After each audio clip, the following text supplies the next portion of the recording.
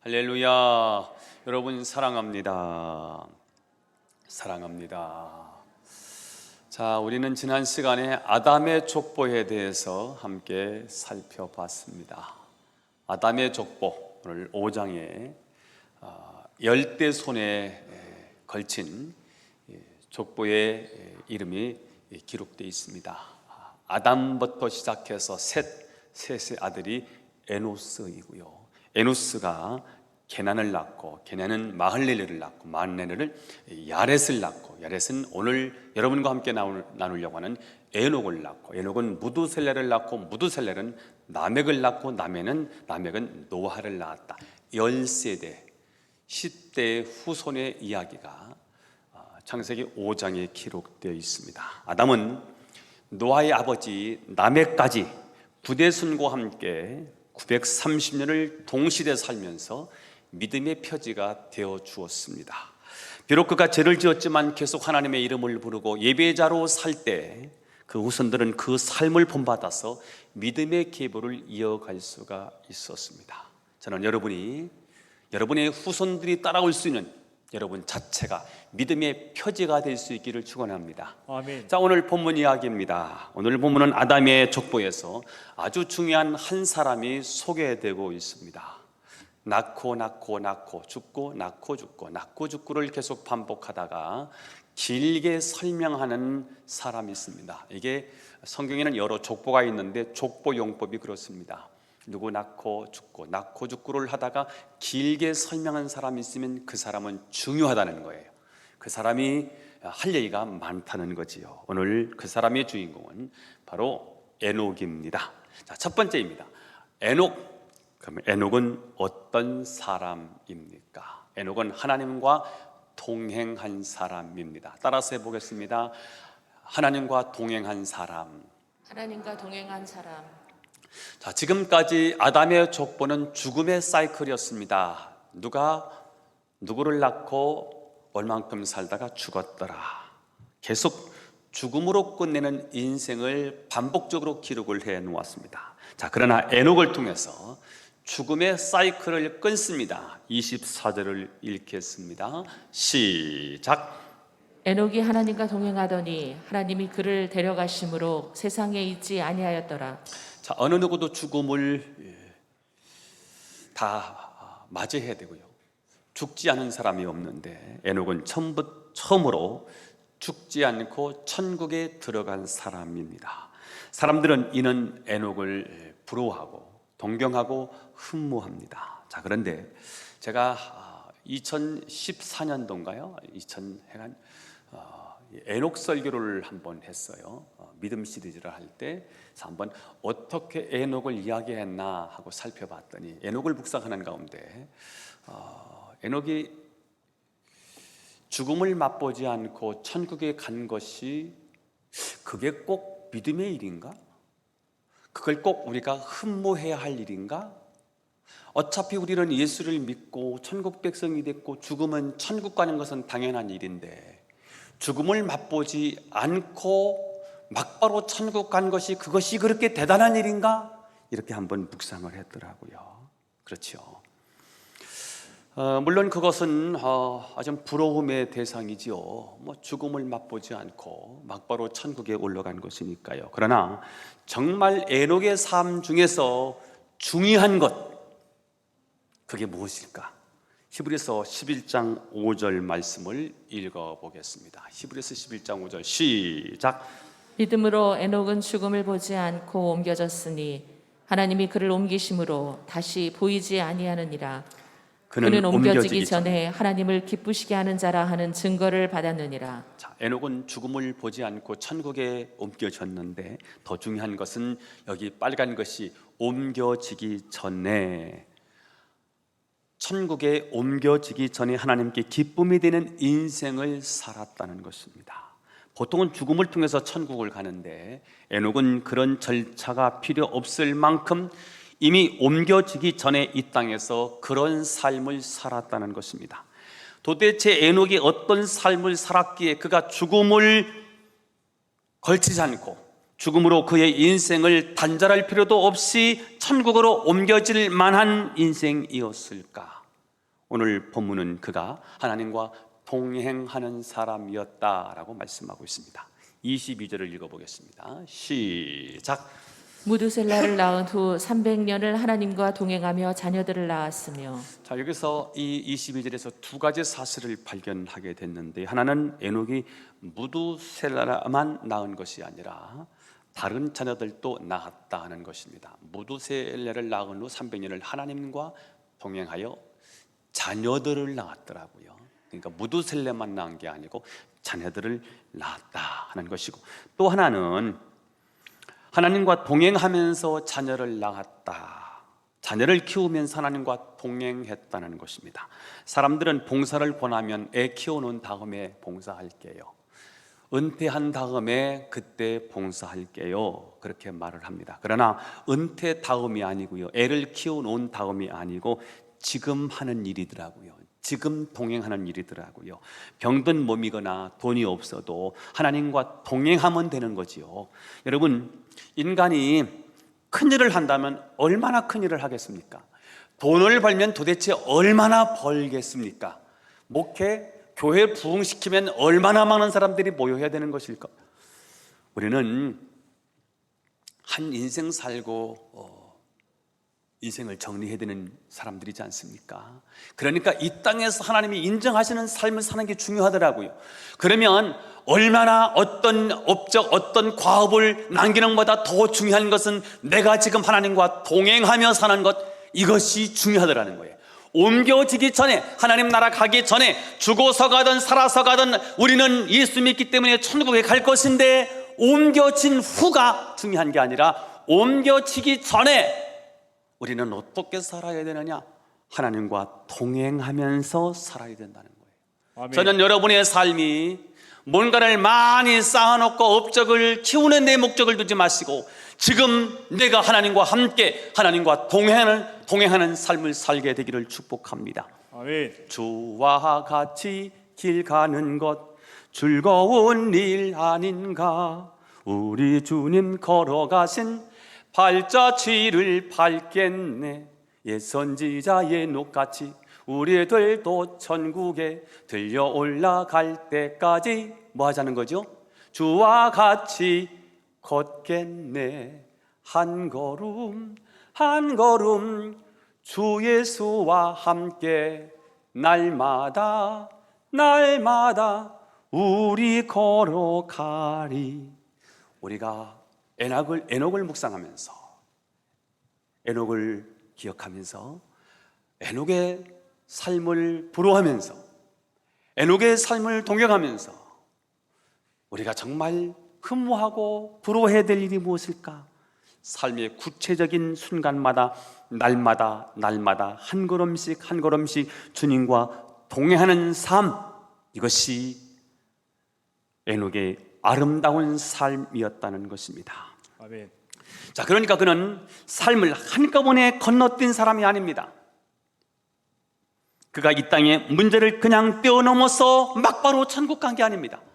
이 땅에 당하는 우리의 문제의 아픔, 고통을 그냥 뛰어넘어서 막바로 천국 간 게 아니고, 그도 우리와 똑같이 먹고 마시며 호흡하면서 살아갔지만 그는 날마다 한 걸음 한 걸음씩 주님과 동행하는 삶을 살았다는 것입니다. 이것이 바로 우리가 부러워해야 될 에녹의 삶이었다 하는 것입니다. 자, 그는 65세에 무두셀라를 낳고요, 300년 동안 하나님과 동행을 합니다. 그리고 그는 365세에 하나님의 부름을 받습니다. 그래서 죽지 않고 하나님이 그를 하나님 나라로 옮겨주셨습니다. 그 전에 아담은 930살을 살고요, 에노스는 912세를 살고요, 셋은 912세를 살고 에노스는 905세를 살더라고요. 전부 900세 이상을 살았습니다. 자, 그런데 에녹은 비교적 짧습니다. 365세를 살았습니다. 아담의 족보가 몇 년을 살다가 누구를 낳고 이렇게 죽었다 하는 것을 기록하는 것을 반복하는데, 에녹에 대한 기록은 아주 특별하지요. 그게 그냥 산 것이 아니고 하나님과 동행하면서 살았다는 거예요. 하나님과 동행하면서 아이를 낳았고요, 하나님과 동행하면서 자녀 양육을 했고요, 하나님과 동행하면서 사업을 했고요, 하나님과 동행하면서 농사를 지었고요, 하나님과 동행하면서 사람들과의 책임을 가졌고요, 하나님과 동행하면서 목축을 하고요, 하나님과 동행하면서 우리의 일생을 살았다는 것입니다. 그냥 흘러가는 인생을 산 것이 아니고요. 왜 하나님은 에녹을 다른 이들의 3분의 1을 살게 하시고 그를 데려가셨을까? 인생의 의미는 지리에 있지 않고 하나님과 동행했느냐 하는 것에 있기 때문입니다. 한번 따라서 해보겠습니다. 인생의 의미는 지리에 있지 않고 하나님과 동행했느냐에 있다. 매일매일 일상 속에서 하나님과 동행하는 것이 원래 하나님이 우리에게 의도하신 삶입니다. 인생의 의미는 하나님과 동행입니다. 따라서 해보겠습니다. 인생의 의미는 하나님과 동행이다. 하나님과 동행하지 않는 인생은 그저 자녀를 낳고 몇 대를 살다가 죽었다는 것으로 끝나는 인생입니다. 우리 인생의 족보가 에녹과 같은 족보, 매일매일 하나님과 동행하는 인생을 살다가 죽지만 죽음으로 끝나지 않고 이제 죽은 자 가운데서 다시 살아나는 인생, 지금 옮겨지기 전에 지금 하나님과 동행하는 인생, 저와 여러분의 그런 인생을 살게 되기를 축원합니다. 아멘. 두 번째입니다. 에녹은 어떻게 300년을 하나님과 동행하며 살 수 있었을까? 답을 드립니다. 심판을 의식하면서 살았기 때문입니다. 죽음을 목전에 두고 사는 거예요. 심판이 있다. 내 인생은 죽음으로 달려가고 있다. 오늘 어쩌면 내가 죽을 수 있다. 내 인생이 종말이 될 수 있다. 종말론적 삶을 살 때 우리는 하나님과 동행하게 될 줄로 믿습니다. 자, 오늘 본문은 에녹이 하나님과 동행하게 된 삶의 터닝 포인트가 기록되어 있습니다. 22절이에요. 시작. 에녹이 무두셀라를 낳은 후 300년을 하나님과 동행하면서 자녀를 낳았다. 자, 에녹이 하나님과 동행하게 된 그 전환점이 언제라는 것입니까? 에녹이 무두셀라를 낳은 후부터 300년 동안 하나님과 동행했다는 거예요. 자, 그렇다면 무두셀라를 낳은 사건이 에녹의 삶에 있어서 하나님과 동행하게 되는 특별한 계기가 되었다는 것입니다. 많은 주석학자들이 성경 속에 나타난 인물들의 삶과 신앙을 연구할 때 그 사람의 이름에서 힌트를 얻습니다. 왜냐하면 그 사람의 이름 속에는 그때의 상황, 그리고 그때 하나님이 주셨던 계시가 그 이름 속에 담겨져 있기 때문입니다. 무두셀라라는 뜻은 창을 던지는 사람이라는 뜻을 가지고 있습니다. 고대에서 창을 던지는 사람은 그 부족의 대표입니다. 만약 그 대표가 전쟁을 하다가 죽으면 그 부족은 곧 죽음을 의미했습니다. 즉, 이 사람이 죽으면 마지막이다. 이 대표가, 이 추장이 죽으면 우리 부족은 끝이다. 마지막이다. 그리고 심판이 온다. 그게 창 던지는 자, 창 던지는 사람이란 속에 담겨 있는 뜻이라는 것이지요. 자, 그러니까 에녹이 무두셀라를 낳았을 때 그 땅에 장차 심판이 임할 것이라는 하나님의 계시가 임했다고 볼 수 있습니다. 에녹을 낳을 때 내 아들의 이름을 무두셀라라고 저 심판이 올 거야. 자, 이런 얘기죠. 오늘날 하나님께서 에녹을 부르셨어요. 그리고 에녹에게 이렇게 말씀을 하시는 거예요. 에녹아, 이 세상이 너무 악해졌다. 나 거룩한 여호와는 더 이상 이 세상의 불의를, 죄악을 내가 볼 수가 없다. 세상을 심판해야 되겠다. 내게 이 세상의 심판이 임하게 됨을 알리는 징표를 주마 하고, 아마 어떤 세상 심판에 대한 징표를 하나님이 에녹에게 주셨던 것 같습니다. 장차 아들을 낳게 되거든 그 이름을 무두셀라라고 지어라. 그 무두셀라라는 이름의 뜻은 그가 죽으면 곧 심판이 온다라는 뜻이란다. 드디어 에녹이 아들을 낳았습니다. 그 이름을 무두셀라. 그가 죽으면 심판이 온다. 에녹은 무두셀라를 볼 때마다 이 아이가 죽으면 심판이 온다는 메시지를 떠올리며 그렇게 살았을 것입니다. 하나님의 심판이 가까이 옴을 민감하게 느끼고 살 때 우리의 삶은 변화가 찾아옵니다. 이렇게 살면 안 되겠는데, 죽음이 있는데 하나님이 심판을 앞두고 있는데 이렇게 그냥 대강대강 아무렇게나 살다가 내가 죽음 앞에 서면 내가 하나님의 심판을 받는데 이렇게 살아서는 안 되지. 심판을 보면서, 심판을 의식하면서 종말론적인 삶을 사는 사람은 삶의 의미가 있고 진지합니다. 아무렇게나 살지 않습니다. 삶의 의미와 가치를 두면서 어떻게 하면 이 삶이, 내 삶이, 내가 사는 인생이 가치가 있을까, 이 삶이 하나님의 기쁨이 될 수 있을까, 하나님이 인정하시는 그런 아름다운 인생을 살 수 있을까. 심판을 의식하며 살면 경건하게 살고요, 하나님과 동행하는 삶을 살게 되는 거예요. 알프레드 노벨이 다이너마이트를 발명을 하고 떼부자가 되지요. 근데 그가 신문에 알프레드 노벨이 죽다 신문이 난 거예요. 동명이인이었어요. 동생이 되죠 아마. 자기가 죽었다고 난리가 난 거예요. 그때 그는 그때 자기가 죽었다고 보고 이렇게 살아서는 안 되는구나, 나에게 죽음이 찾아오는구나. 그래서 기부하기 시작해요. 자기 재산을 어려운 사람들에게 나눠주기 시작하고요, 그리고 마지막 유언으로 인류에 가장 선한 영향을 미친 사람들에게 상을 주어라. 각 분야에, 문학이면 문학, 인류의 평화에 공헌한 사람, 생물학에, 물리학에 최고의 공헌을 한 사람들에게 상을 주어라. 그게 노벨상인 거지요. 죽음을 한번 경험하고 나니까요, 자기 인생의 마지막을 보고 나니까요, 이렇게 살아서는 안 되겠어요.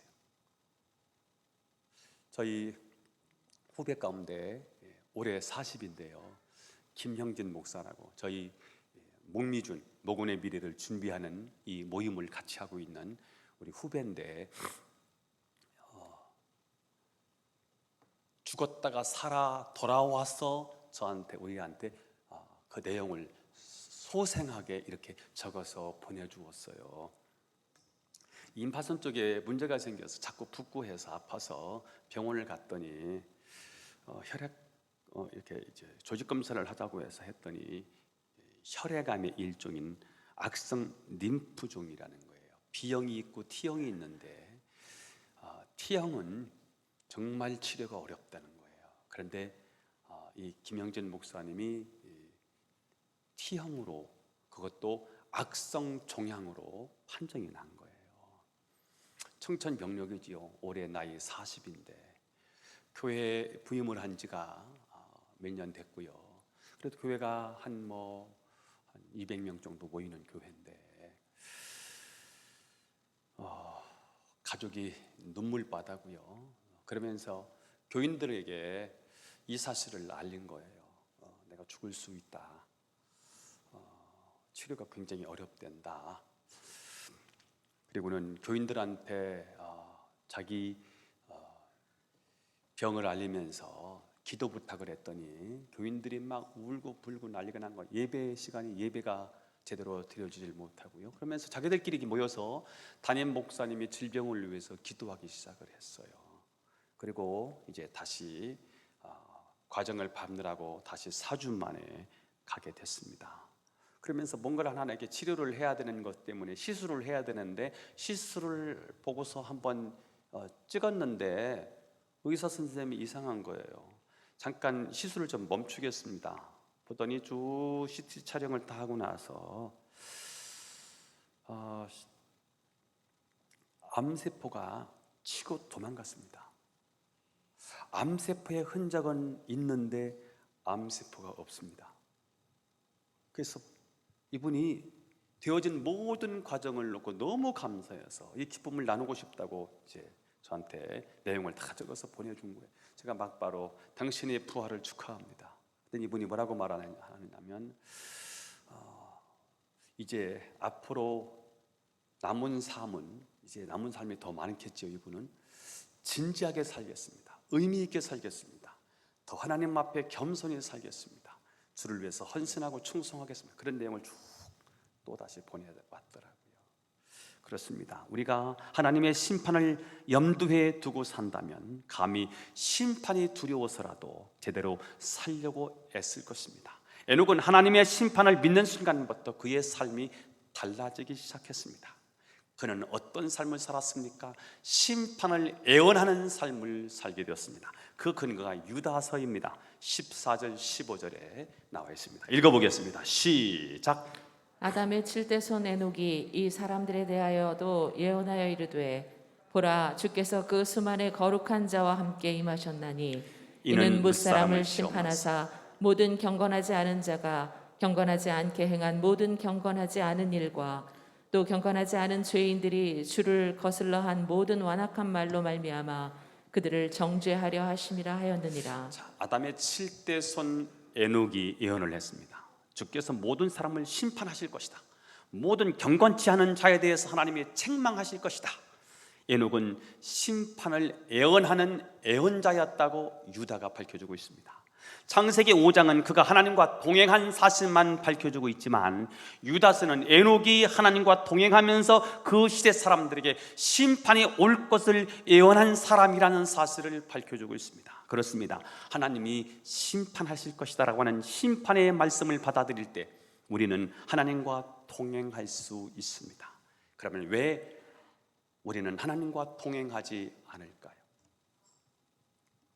이 세상에 영원히 살 것처럼 그렇게 생각하고 살기 때문입니다.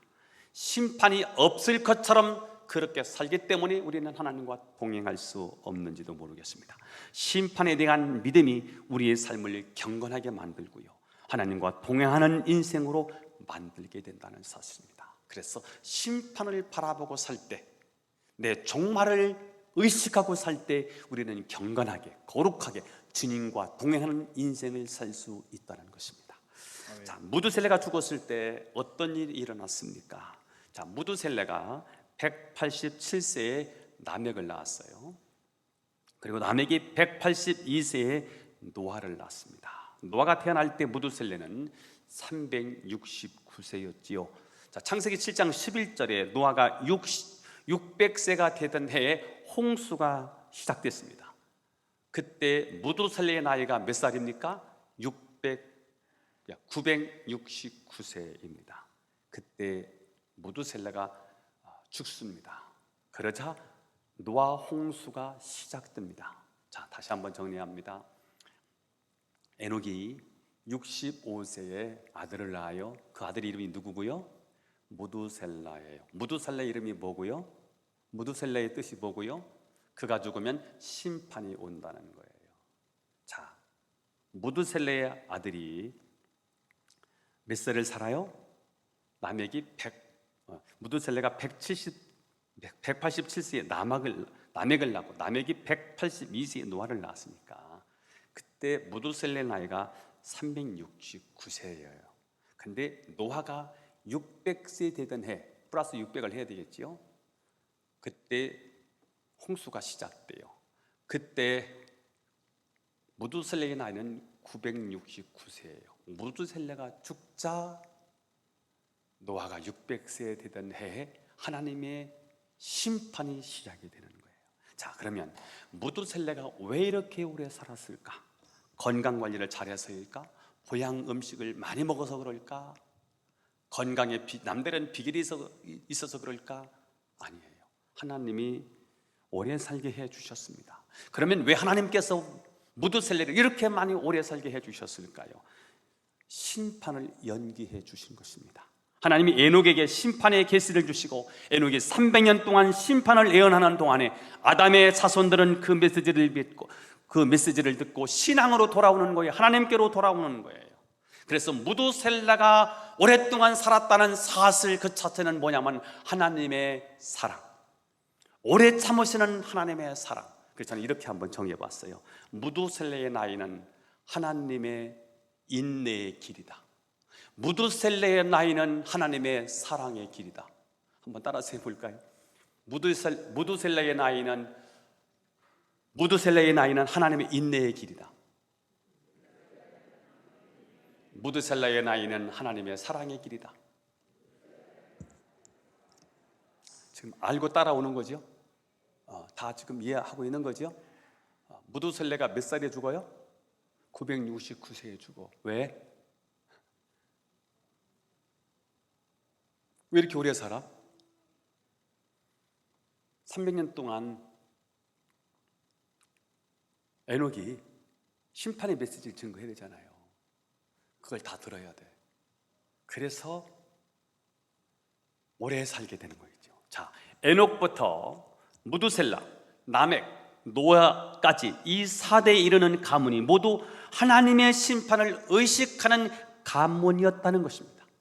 자, 하나님이 갑자기 방주를 지으라고 하셔서 왜 짓는지도 모르고 그냥 방주를 만든 것이 아니라 심판에 대한 계시를 듣고 심판을 준비하는 가문으로 그렇게 4대가 내려왔다는 거예요.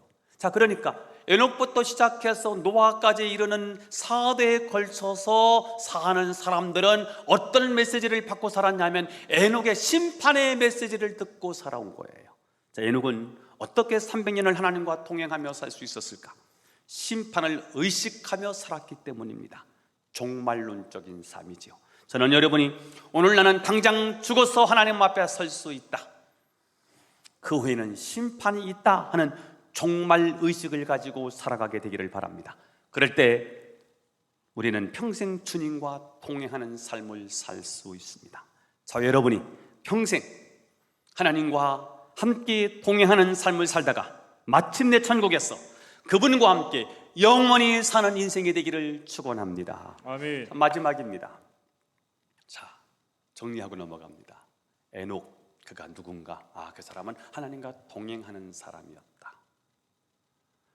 죽음을 맛보지 않고 천국에 갔는데 그보다 더 중요한 것은 그가 옮겨지기 전에 어떻게 살았느냐. 하나님의 기쁨이 되는 인생을 살았다. 하나님의 기쁨이 되는 인생이 뭔데요? 하나님과 동행하는 삶이었다 하는 것이었습니다. 그를 하나님은 믿음의 사람이다. 그를 죽음을 맛보지 않고 그를 하나님 품으로 옮겨주셨습니다. 자, 그러면 에녹이 300년 동안 그렇게 하나님과 동행할 수 있었던 비결이 무엇일까? 그것은 심판을 의식하며 살았기 때문이라는 거예요. 종말론적 삶이지요. 자, 그러면 지금까지는 에녹 얘기를 했는데 그러면 이제 우리 이야기를 하고 싶은 거예요. 우리는 어떻게 하나님과 동행하는 삶을 살 수 있을까요? 영적 긴장감을 갖고 사십시오. 영적 긴장감을 갖고 살자. 시작. 자, 이제 세상은 타락할 대로 타락했습니다.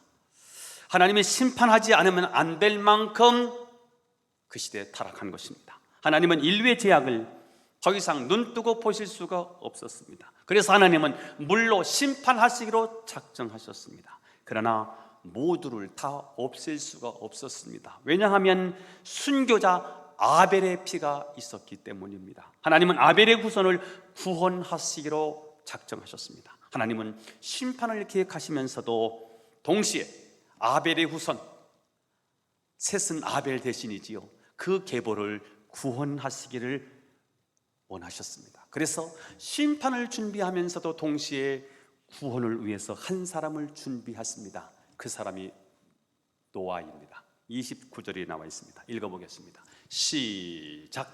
이름을 노아라 하여 이르되 여호와께서 땅을 저주하심으로 수고롭게 일하는 우리를 이 아들이 안위하리라 하였더라. 자, 드디어 노아가 태어났습니다. 노아는 안위할 자, 의로자입니다. 하나님의 의로자지요. 자, 하나님은 죄를 심판하시지만 결코 우리를 심판으로 끝내지 아니하시고 그 심판 속에서도 우리를 구원하신다, 안위하신다, 의로하신다라는 것입니다. 그 일을 위해서 하나님이 노아를 하나님 보내주시는 거지요. 노아는 뭐 하는 사람이지요? 방주를 짓는 사람이지요. 방주 운동을 하는 거예요. 방주를 지면서 더 놀라운 사실은 방주를 짓는 데 있지 않고요, 방주를 짓는 이유, 방주를 짓는 목적인 거지요. 방주를 지면서 심판이 올 거야. 이 세상 하나님이 그냥 눈뜨 보실 수 없대. 이대로 가면은 모두가 심판을 당해. 하나님이 이 심판의 때에 우리를 위로하시기 위해, 하나님이 이 심판의 때에 우리를 구원하시기 위해 나에게 방주를 지으라고 말씀하셨어. 방주를 지으면서 하나님의 심판이 와. 방주로 돌아와서 다 살아야 돼. 예수 안으로 돌아와야 돼. 생명 안으로 돌아와야 돼. 예배 회복해야 돼. 그러면서 방주를 치는 운동을 펼쳐가게 되는 거지요. 그리고 32절을 읽어보겠습니다. 시작. 노아는 500세 된 후에 셈과 함과 야벳을 낳았더라. 노아는 500세가 넘어서 셈, 함, 야벳을 낳았습니다. 사실 노아의 후손은 셈, 함, 야벳만 있는 것은 아니고요, 다른 자식도 많이 낳았을 것입니다. 자, 그런데 노아는 이 100년을 살면서, 왜냐하면 500년에 3명의 자녀를 낳았으니까 이제 600세 되면 홍수가 찾아오지 않습니까? 이제 100년 동안 이 100년을 살면서 심판을 거부하는 사람들, 심판을 무시하는 사람들, 그들을 보고 사는 거예요. 하나님의 말씀을 전하고 있는데 예배로 돌아와라. 에덴 동산이 회복될 것이다. 회복될 에덴 동산을 기억하면서 메시아를 기다리며 하나님께로 나오라. 생명운동을 펼치는데 이 복음을 거부하는 사람들을 보면서, 또한 죄악이 가득한 이 세상을 바라보면서, 그리고 자신이 낳은 셈, 함, 야벳 이 세 자녀를 보면서 안타까운 마음을 가지고 방주를 짓는 거예요. 돌아와야 되는데, 이대로 있다면 저들 다 죽는데, 돌아와야 되는데, 하나님을 찾아야 되는데, 예배 드려야 되는데, 하나님을 찾고 하나님의 이름을 불러야 되는데, 예배 드리고 예배 드리다가 하나님을 만나야 되는데, 방주를 지으면서 방주 운동을 계속 펼치는 거예요. 이게 생명 운동이에요. 심판와 우리는 죽을 거야. 심판과 방주를 쳐야 돼. 방주 안으로 들어와야 돼. 요한복음 5장 24절이죠. 내가 진실로 너희에게 이르노니 내 말을 듣고 또 나 보내신 이를 믿는 자는 영생을 얻었고 심판에 이르지 아니하고 사망에서 생명으로 옮겼느니라. 이 복음이 선포되는 거예요. 동일한 말씀이 선포되는 거예요. 내가 다시 말할 거야. 나를 믿어야 돼. 이 메시지를 믿어야 돼. 그래야 영생을 얻어. 심판에 이르지 않아. 너희들은 죽음이야 벌써. 그러나 사망에서 생명으로 옮기는 거야. 자, 우리에게 필요한 것은 에녹, 무두셀라, 라멕, 노아로 이어지는 경건한 가문에게 있었던 영적인 긴장감입니다. 심판, 아이고야, 죽음, 굉장히 두려워요. 죽음을 맞닥뜨리면 죽음이 그렇게 두렵다는 거예요. 여러분, 죽음이 멀리 있는 것 같습니까? 멀리 있지 않아요. 이 의식을 가지고 사는 것, 이게 영적 긴장감이거든요.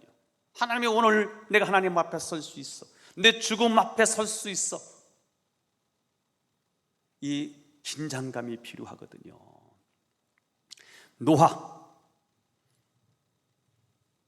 그가 셈, 그 아들이죠, 함, 야벳을 보고 안타까워했던 것처럼 우리도 이런 영적 긴장감이 있어야 합니다.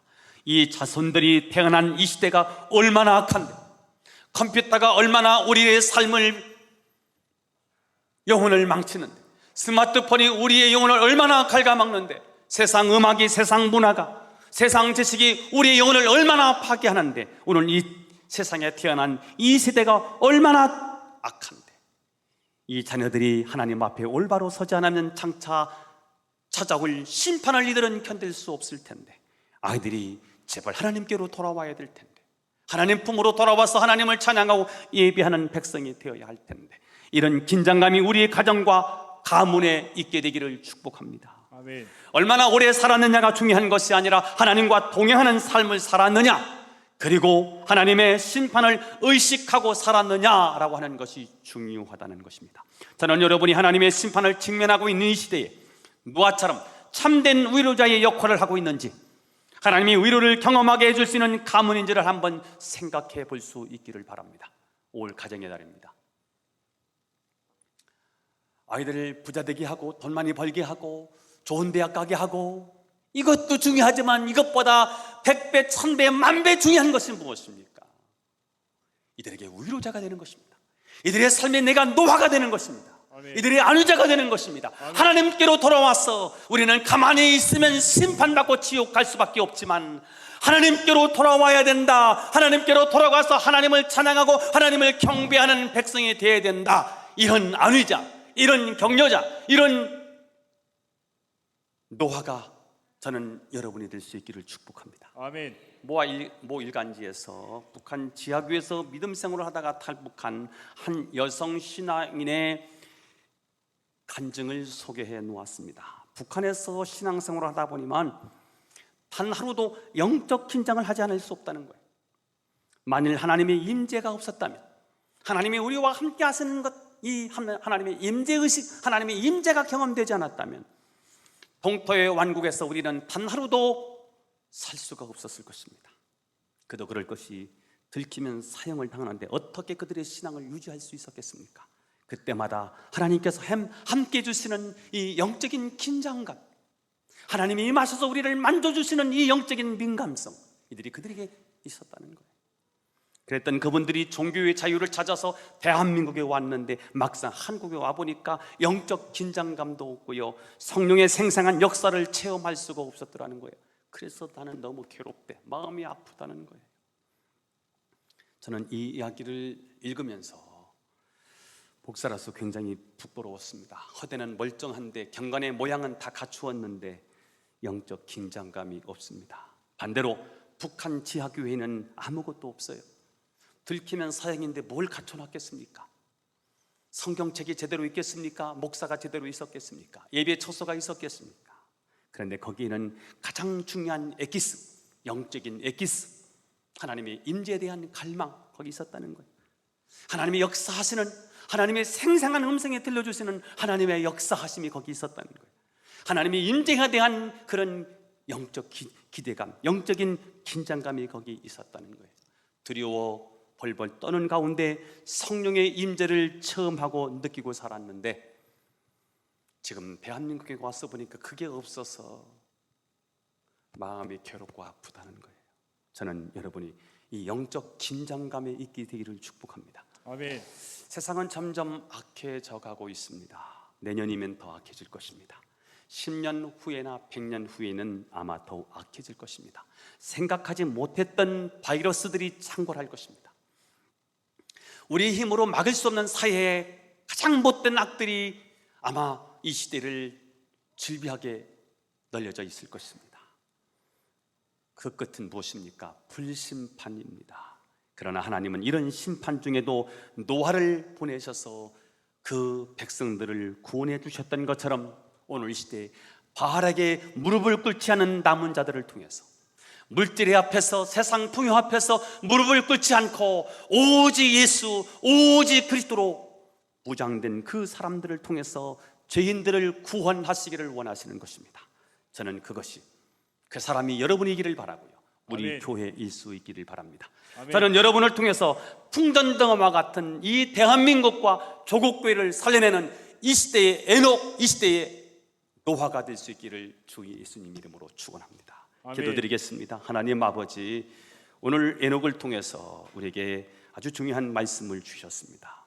에녹처럼 하나님과 동행하는 사람이 되게 하옵소서. 심판을 의식하며 종말론적인 삶을 살게 해 주시옵소서. 영적 긴장감을 가지고 살아가는 거룩한 종들이 되게 하옵소서. 예수님의 이름으로 기도하옵나이다. 아멘.